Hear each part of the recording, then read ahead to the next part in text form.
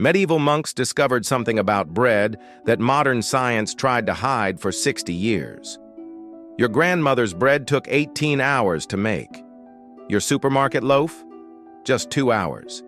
And those missing 16 hours are the reason why 65% of people today can't digest bread without pain, bloating, and stomach issues that didn't exist 100 years ago. Because in those lost hours, something critical was happening inside the dough. Medieval bakers were using invisible allies to neutralize a toxic compound that modern bread still contains, a compound that's slowly damaging your intestines with every bite.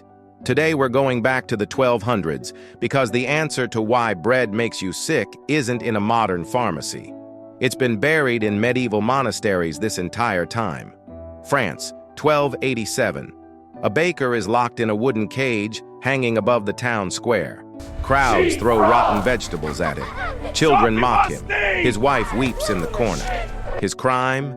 He sold bread that hadn't fermented long enough.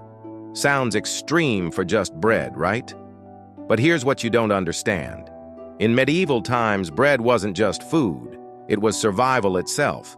A working peasant consumed 3 pounds of bread every single day. That was 80% of their entire nutrition. When a baker rushed production, when he cut the waiting time to save money, he wasn't just selling bad bread. He was selling digestive disaster. That bread would sit in people's stomachs like wet cement. Workers couldn't function. Villages got sick. The entire economy depended on proper bread. That's why European kingdoms created strict bread laws with severe consequences. In England, the assize of bread in 1266. In France, similar regulations. Break them, and you'd be dragged through streets, locked in public cages, or banned from baking forever. But to avoid this punishment, to ensure their bread was actually digestible, medieval bakers needed something strange, something that today would be thrown in the garbage as contaminated waste. Every morning before sunrise, they'd walk to the local monastery or brewery and ask for a bucket of disgusting brown foam. On top of every beer barrel sat a thick layer of bubbling sludge, brown, foamy, smelling like fermented grain and yeast. Medieval people called it God's gift, or barm. If you saw this substance today sitting on top of liquid, you'd assume something went wrong. You'd pour it down the drain and sanitize everything. But medieval bakers treated this foam like treasure. They'd carefully scoop it into wooden buckets. In cold months, they wanted it warm and active. In summer, they'd let it cool. You could see the foam moving, alive, breathing. They'd carry it back and dump it directly into their flour and water. No measurements, no hygiene protocols, just living, raw foam mixed straight into bread dough. Why? Because hidden inside that disgusting foam were trillions of wild yeast cells and beneficial bacteria called lactobacillus. The yeast made the bread rise. That part is obvious. But the lactobacillus bacteria were doing something far more important. Something those medieval bakers never knew was happening, but something that kept entire populations healthy. They were destroying a natural poison hidden inside every wheat grain. A poison your body cannot digest. A poison that's still in your bread today. So what was this poison the bacteria were fighting? It's called phytic acid, and wheat is packed with it. Here's why it exists. Wheat is a seed, and seeds don't want to be eaten. They want to survive, germinate, and become plants. So nature gave them a defense mechanism. Phytic acid acts like a nutrient shield. When you eat wheat, this compound binds to essential minerals, iron, zinc, calcium, magnesium, and locks them away. Your digestive system can't access them. So even if you're eating healthy food, phytic acid is secretly stealing nutrition from your body. And here's the real problem. Your stomach has no way to break down phytic acid. You don't have the enzymes. It passes through you completely intact, taking nutrients with it. But lactobacillus bacteria do have the power to destroy it. During 12 to 24 hours of slow fermentation, these bacteria produce enzymes and acids that slowly dismantle phytic acid molecule by molecule. By the time medieval bread went into the oven, the poison was neutralized. The nutrients were freed. Now look at factory bread today. Total production time, 90 minutes, sometimes less. The bacteria don't even have time to begin their work, let alone finish it. So when you eat modern bread, phytic acid is still fully active, still binding minerals, still blocking nutrition, still irritating your intestinal lining. Medieval peasants ate pre-digested bread. We're eating nutritional landmines. The only difference? Time. But bacteria weren't the only secret. Walk into any medieval bakery and you'd see a massive wooden trough, deep, scarred, stained dark from generations of use. Some were 70 to 80 years old, passed from grandfather to father to son. By modern health standards, that trough would be illegal. Look at those cracks. Look at that discoloration. That's a bacteria breeding ground. Shut it down immediately. But those cracks weren't dangerous. They were essential. Because living inside that aged wood was a colony of beneficial microorganisms. Scientists today call it a biofilm. Every time the baker kneaded dough in that trough, the wood transferred good bacteria directly into the bread. The trough wasn't just a tool, it was a living ingredient. Medieval bakers never sanitized these troughs. They scraped them clean, yes, but they never killed the bacteria. And that's exactly what made the bread digestible. If you ran your fingers across that wood, you'd feel smooth grooves worn by thousands of kneading sessions. The grain would be darkened where dough had been pressed into it year after year. The wood had memory.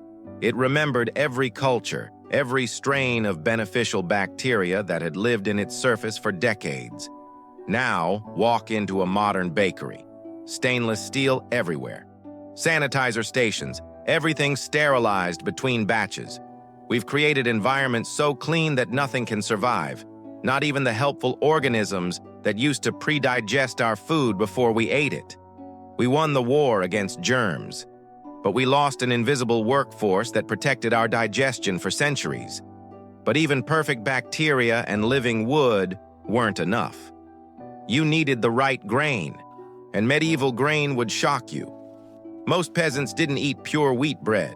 They ate maslin, a mixture of wheat and rye grown together in the same field, harvested together, milled together, baked together. This wasn't laziness. This was survival insurance. If weather destroyed the wheat, rye would survive. If disease hit the rye, wheat would carry the harvest. You never lost everything. During the Great Famine of 1315 to 1322, endless summer rains rotted wheat crops across Europe. Entire fields turned to mud. But rye survived the wet conditions. Farmers who planted maslin lost half their crop but harvested the rest.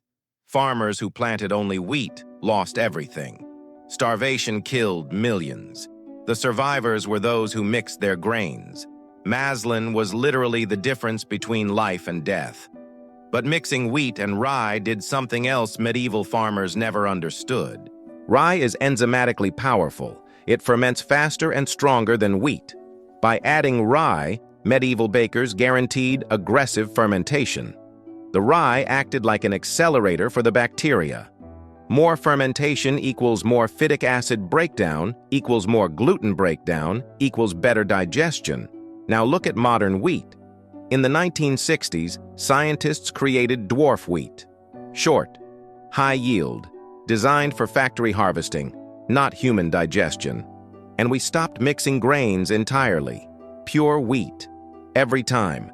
So modern bread lost the rye's enzymatic power, lost the mixed grain resilience, lost the fermentation boost. We didn't just change the recipe, we removed the natural amplifier that made medieval fermentation work. But losing grain diversity was just the beginning, because in 1961, everything collapsed. The year bread was murdered. British scientists gathered in Chorleywood, England. Their mission: solve the problem that had plagued bakers for millennia. Fermentation takes too long. 24 hours from flour to finished loaf was unacceptable. Too slow, too expensive. So they invented a machine that would destroy bread forever. The Chorleywood bread process uses industrial mixers so violent they don't knead dough, they beat it into submission. Under extreme pressure, these mixers force gas into dough in minutes instead of hours.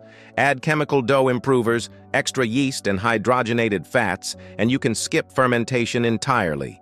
From raw flour to plastic-wrapped loaf in 2.5 hours. Not 24, not 12, 2.5. When factories adopted this process, profits exploded. They could use cheaper, lower-protein wheat that traditional bakers couldn't work with. They could produce 10,000 loaves per hour instead of 500. In the UK, Chorleywood bread captured 80% of the market within a decade. But there was a hidden cost. Medieval bread was naturally acidic. The bacteria produced lactic acid during fermentation. That acid prevented mold growth. Medieval loaves could last weeks without spoiling. Chorleywood bread? No fermentation means no acid. Mold loves it. So the industry added chemical preservatives. Calcium propionate to kill mold, emulsifiers to fake softness, bleaching agents to make it white. We replaced 24 hours of biology with a chemical cocktail.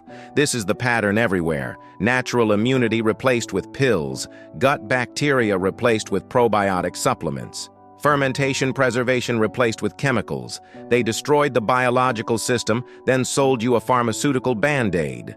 Your great-great-grandmother's bread had probiotics built in. Now you're buying probiotic pills to fix gut damage caused by bread that eliminated the probiotics. We saved time, but we destroyed the food. Right now, the same companies that killed bread in 1961 are selling you sourdough for $8 a loaf. They see you searching for gut-healthy bread and traditional sourdough. They know you're trying to be healthy, so they slap sourdough on the label, charge triple, and hope you don't read the ingredients. But here's the trick. They're still using the exact same Chorleywood process. Same 2-hour timeline, same chemical yeast, same violent mixers. The only difference? They add vinegar to the dough. That's it. Vinegar creates sour taste. Your tongue thinks it fermented, but it didn't. It's just flavored. The phytic acid is still there. The gluten is still intact. The bacteria never existed. You're paying $8 for chemically flavored factory bread with deceptive labeling. Want to know if you've been scammed? Check your bread right now. If the ingredients list contains yeast, it's fake. If you see vinegar or acetic acid, it's fake. Real sourdough has exactly 3 ingredients: flour, water, salt. That's all. Anything else? You're paying premium prices for industrial garbage with good marketing. But here's the good news. You don't need them. And you don't need a medieval monastery or ancient wooden trough. Because the core method medieval bakers used is simpler than you think and still works today. Here's what they did, and what you can do this weekend. Forget expensive equipment. Forget precision thermometers. Forget complicated schedules. Medieval bakers made sourdough with 3 things: rye flour, water, and their hands. Step 1. Mix rye flour and water into a firm dough ball about the size of a tennis ball. Doesn't need to be perfect, just firm enough to hold shape. Step 2. Bury that ball deep inside a container of flour. The flour keeps it dark, cool, and protected. Step 3. Wait 12 to 24 hours. When you dig it out, it should smell fruity and slightly alcoholic. That smell is bacteria at work. That's the fermentation that breaks down phytic acid. Step 4. Dissolve that fermented ball in warm water. Use that cloudy liquid to start your bread dough. Step 5. Before baking, pinch off a small piece of dough. Roll it into a ball. Bury it again for next time. What to expect? After your first try, it might smell strange, like acetone or feet. That's normal. Bacteria are competing for dominance. Keep going. After 3 to 5 days, the smell should shift to pleasantly sour and fruity. If it smells like rotting garbage, throw it out and start fresh. But 90% of the time, it works. After 2 weeks, your starter is established. It'll smell consistent. Bread will rise reliably. You can keep this culture alive for years. Some families have starters that are 50+ years old. Don't refrigerate your starter until it's at least 2 weeks old. Medieval bakers kept them at room temperature. Cold storage weakens young cultures. If you mess up, start again. Flour is cheap. Your gut health isn't. That's it. That's the entire process medieval peasants used to feed Europe for 800 years. No thermometers, no precision, just flour, water, time, and bacteria that have been waiting in the air for you to give them a chance. And here's what makes this different from that $8 fake sourdough. This actually works. The bacteria get 12 to 24 hours to break down phytic acid. The gluten gets pre-digested. Your body can process it. Bread isn't the enemy. Rushed bread is. The solution to your gut problems isn't in a doctor's office or a supplement bottle. It's been sitting in the 13th century, waiting for you to slow down. If you want more forgotten methods the modern world buried, subscribe to Medieval Pathway. We're uncovering techniques that actually worked, the ones the food industry doesn't want you remembering. And if this made you angry about what they've done to our food, share this. Send it to someone who thinks they're gluten intolerant. Maybe they're not. Maybe they're just intolerant to modern shortcuts. See you in the next one.